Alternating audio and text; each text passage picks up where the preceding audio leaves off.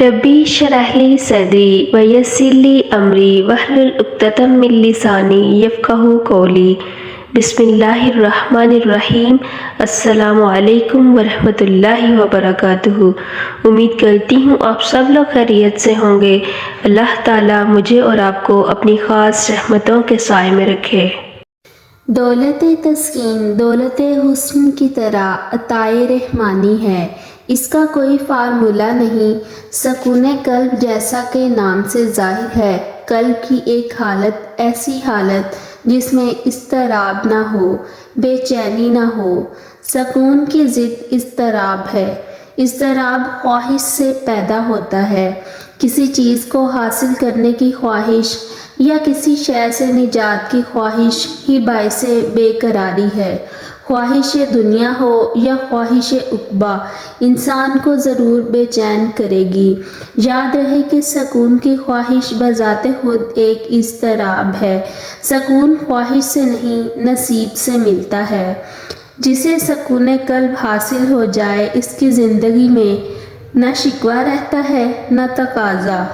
وہ نہ خدا کا گلہ مخلوق کے سامنے کرتا ہے، نہ مخلوق کی شکایت خدا کے سامنے۔ وہ نہ زندگی سے غافل ہوتا ہے نہ موت سے۔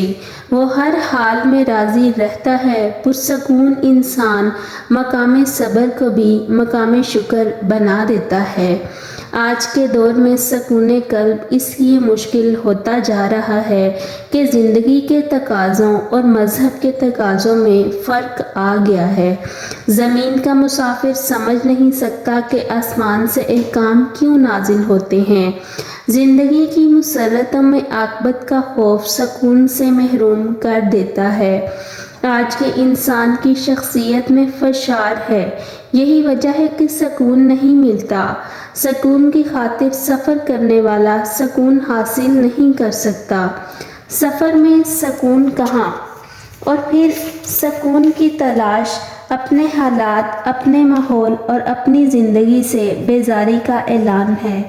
انسان جس حال میں بے سکون ہوا ہے، اسے اس حال میں سکون چاہیے، لیکن وہ غلطی سے کسی اور حال میں سکون دریافت کرنا چاہتا ہے، اور یہی وجہ ہے کہ اسے سکون نہیں ملتا۔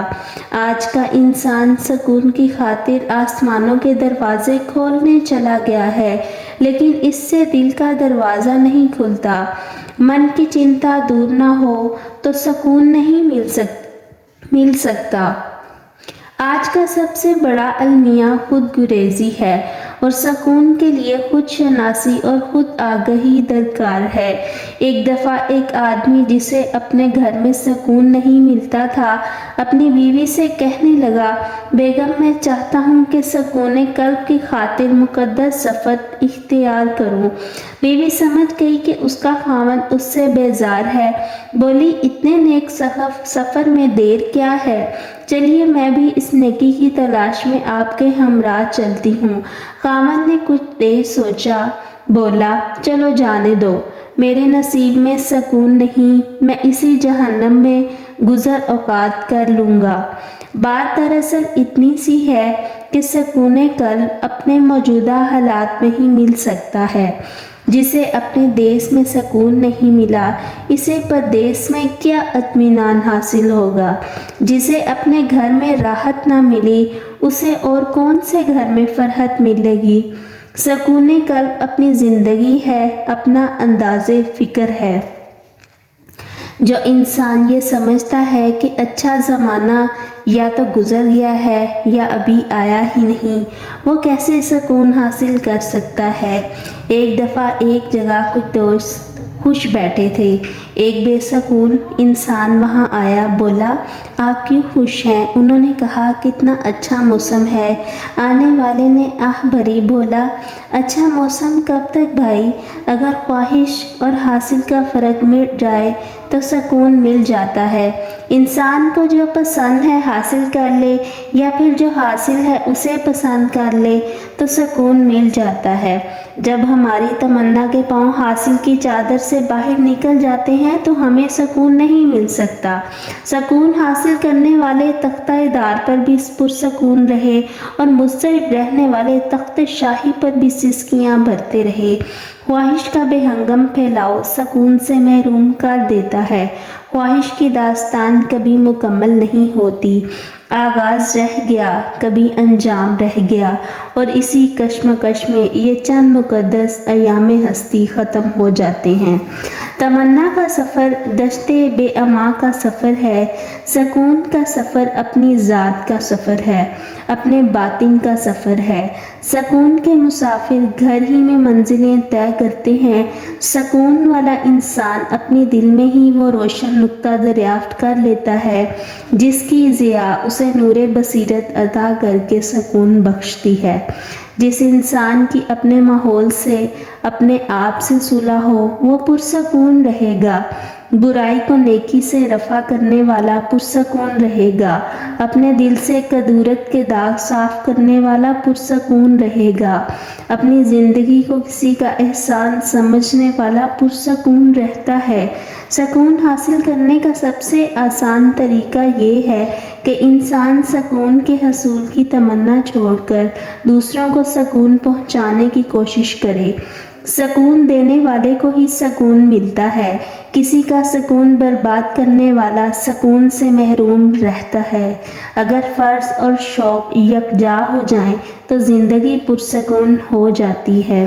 کچھ لوگ سمجھتے ہیں کہ دولت سے سکون ملتا ہے، لیکن دولت اور مال نے کبھی کسی کو سکون نہیں دیا۔ بادشاہوں نے بادشاہی چھوڑ کر درویشی تو قبول کی ہے، لیکن کسی درویش نے درویشی چھوڑ کر بادشاہی قبول نہیں کی۔ مال جمع کرنے والے اور مال گننے والے پر عذاب ہے۔ وہ مال جو خدا کی راہ میں خرچ کیا جائے باعث اطمینان ہو سکتا ہے۔ نفرت، کینہ، بغض، جذبہ انتقام، حسد، لالچ، جسم پرستی سکون قلب کے دشمن ہیں۔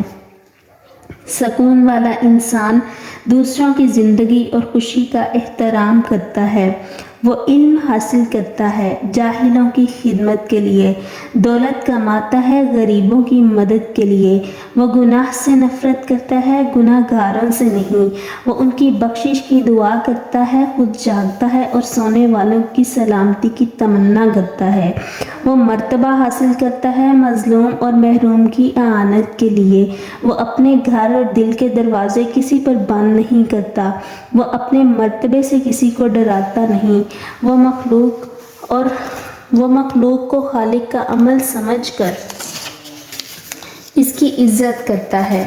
سکون کا راہی ہر حال میں پرسکون رہتا ہے۔ وہ خوف اور حزن سے آزاد ہے، وہ غم اور غصے سے بے نیاز ہے، وہ حسرتوں اور مایوسیوں کو تیاگ چکا ہے۔ دراصل سکون قلب تقرب حق کا وہ مقام ہے جہاں انسان نعمتوں سے منعم کی طرف رجوع کر کے اس کے ذکر میں محویت حاصل کرتا ہے۔ زندگی کے متلاطم سمندر میں سکون قلب ہی عافیت کا ایک جزیرہ ہے، اور نصیب والے ہی اسے دریافت کرتے ہیں۔ سکون قلب اس وقت تک نہیں ملتا جب تک کوئی عطا کرنے والا نہ ملے۔ عطا کرنے والا ایک نگاہ سے دولت تسکین بخشتا ہے، اس کا ایک لفظ ہی دل کا قفل کھول کر اسے سکون سے مالا مال کر دیتا ہے۔ والدین کی خدمت، استاد کا ادب، سائل اور یتیم کی دعا سکون قلب کے ذرائع ہیں۔ یتیم کا مال کھانے والا 1000 یتیم خانے بنائے سکون نہیں پائے گا۔ پیٹ میں آگ ہو تو دل میں سکون کہاں؟ رزق صالح نہ ہو تو سکون قلب کا سوال ہی نہیں پیدا ہوتا۔ امانت میں خیانت کرنے والا سکون نہیں پا سکتا۔ فطرت سے حاصل ہونے والی پہلی امانت معصومیت ہے۔ کسی کا اعتماد امانت ہے، منصف کا منصب امانت ہے۔ خیانت کرنے والا سکون نہ پائے گا۔ الفاظ امانت ہیں، ابہام پیدا کرنے والا مصنف سکون نہ پائے گا۔ کم وزن معیار سے گری ہوئی اشیاء بیچنے والا اور زیادہ منافع کا کاروبار کرنے والا دنیا ہی میں عذاب سے دوچار ہوگا، اسے سکون نہیں ملے گا۔ دوسروں کا حق غصب کرنے والا زندگی بھر سکون نہ پا سکے گا۔ وہ سکون کے لیے بھاگے گا، اس کو مکافات کے بچھو اندر ہی اندر ڈسیں گے۔ وہ چلائے گا، اس کی چیخ حلق سے باہر نہ نکل سکے گی۔ جس نے محسنہ سے وفا نہ کی، اس کو بھی سکون نہیں ملے گا۔ محسن کا حق ہے کہ اس کا شکر ادا کیا جائے، اس کے ساتھ وفا کی جائے۔ ہمارے ملک میں اس شخص پر سکون قلب حرام ہے جس کو اسلام اور پاکستان سے محبت نہ ہو۔ اسی طرح اپنے اسلاف سے وابستہ رہنے سے سکون ملتا ہے، نہیں تو نہیں۔ آج اگر ہم ایک دوسرے کو معاف کر دیں اور ایک دوسرے سے معافی مانگ لیں تو ہمارا مستقبل سکون قلب کے خزانوں سے بھر جائے گا۔ کمزور پر رحم کرنا باعث تسکین ہوتا ہے۔ کہتے ہیں کہ اگر چڑیا مالک کے گھر میں پنجرے کے اندر بھوک سے مر جائے تو چڑیا کا بنانے والا آسمانوں سے قہر نازل کرتا ہے۔ اپنے سے کمتر کا خیال رکھنا سکون قلب کا ذریعہ ہے۔ سکون قلب مالک کا قلب ہے اور قرب الہی کا واحد ذریعہ سجدہ شکر ہے۔ میں ایک فرد ہوں، مجھ سے ہے ملتوں کا ظہور، حقیقتوں کو جنم دینے والا خواب ہوں میں۔ کسی نظر میں علامت ہوں خود پسندی کی، کسی نگاہ میں ایک ذرہ تراب ہوں میں۔ وما علینا الا البلاغ المبین۔